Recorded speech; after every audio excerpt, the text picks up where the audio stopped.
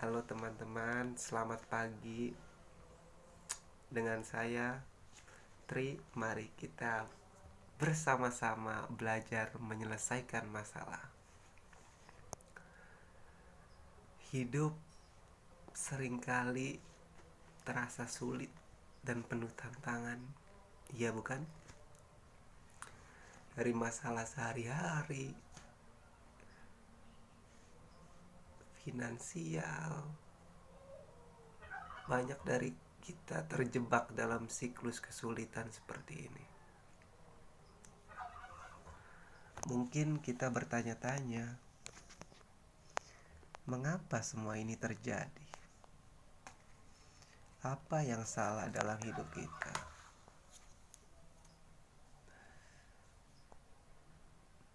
Lalu kita bertanya kembali, bagaimana kita bisa menghadapi situasi yang seperti ini?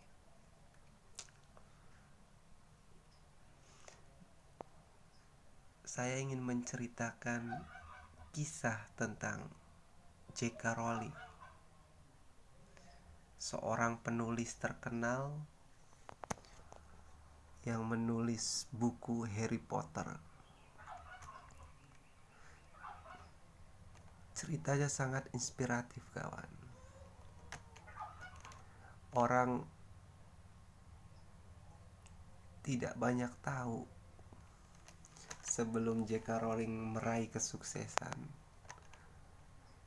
beliau mengalami berbagai kesulitan dalam hidupnya. Setelah bercerai, ia menjadi single mother, hidup dengan tunjangan sosial dan berjuang memenuhi kebutuhan dasar dalam kehidupan sehari-harinya. Dalam situasi sulit itu, J.K. Rowling tidak menyerah pada mimpinya untuk menjadi seorang penulis.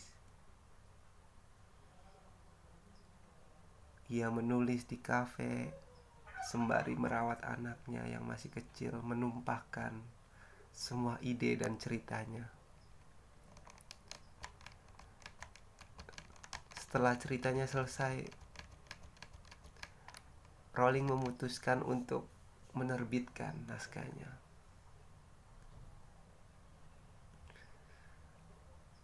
Akan tetapi, banyak penerbit yang menolaknya. Itu menjadi tamparan bagi J.K. Rowling. Setelah menulis yang sangat panjang prosesnya, setelah selesai, ditolak oleh penerbit. Tapi J.K. Rowling kembali tidak menyerah dan tidak berputus asa.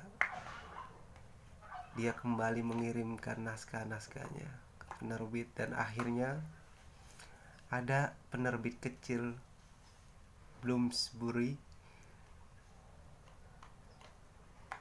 yang bersedia menerbitkan naskahnya. Dan itu titik di mana J.K. Rowling mengubah perjalanan hidupnya. Yang kita tahu, Harry Potter itu adalah fenomena global yang dicetak jutaan kopi, diadaptasi menjadi film.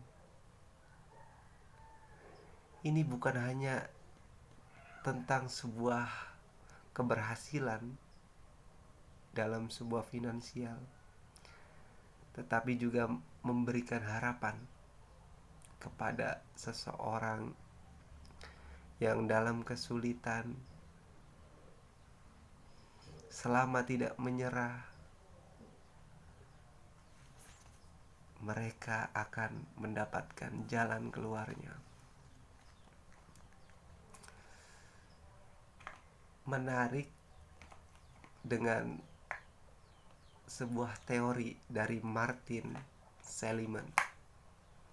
Martin Seligman ini adalah seorang psikolog yang terkenal sebagai pelopor dalam bidang psikolog positif. Dalam teorinya, Martin Seligman ini berfokus pada pengembangan kekuatan dan kebajikan bagi seseorang, yang mana dengan pendekatan PERMA.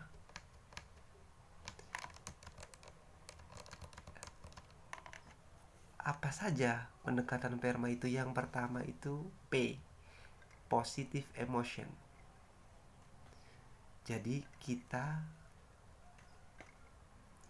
harus merasakan emosi positif, kebahagiaan, kepuasan, dan rasa syukur. Ketika kita dalam kesulitan, kita harus memiliki perasaan yang positif. Agar apa? Agar emosi positif ini bisa mempengaruhi terhadap kesejahteraan kita. Contohnya, ketika kita dalam posisi sulit, menganggur, tidak punya uang, tidak punya apapun itu, kesulitan itu, kita harus positif. Alhamdulillah,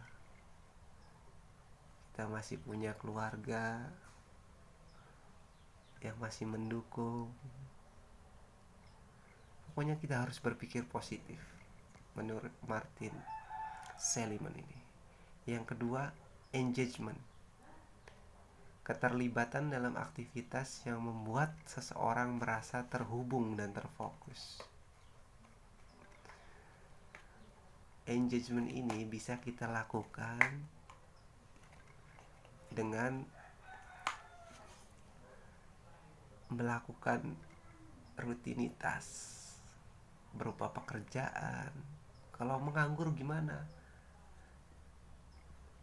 Ya melakukan hobi kita, hobinya main futsal. Agar apa? Aktivitas ini agar timbul kepuasan di dalam hidup kita. Yang kemudian adalah relationship, yaitu kualitas hubungan sosial. Terkadang ketika sulit itu kita tidak bisa berpikir. Itulah dibutuhkan yang namanya hubungan sosial. Butuh seseorang untuk menguatkan, ataukah temankah, minta motivasi dari keluarga kah. Kemudian M-nya itu meaning. Jadi kita harus mempunyai tujuan dan makna dalam hidup.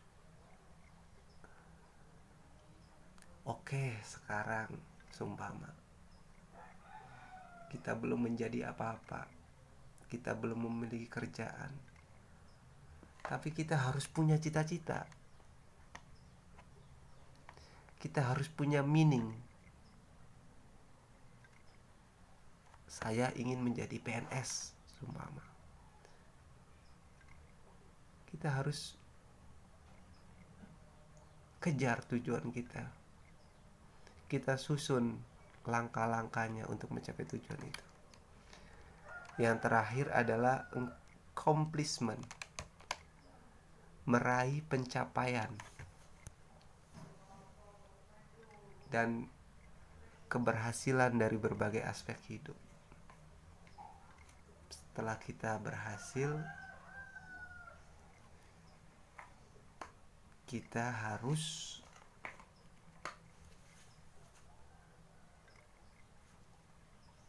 menganalisis tujuan hidup kita.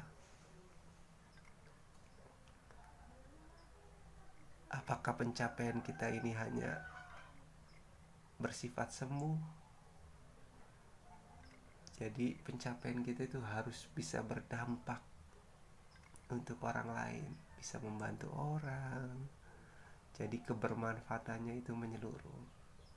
Jadi begitu teman-teman, kira-kira cerita hari ini. Terima kasih sudah menyaksikan video saya.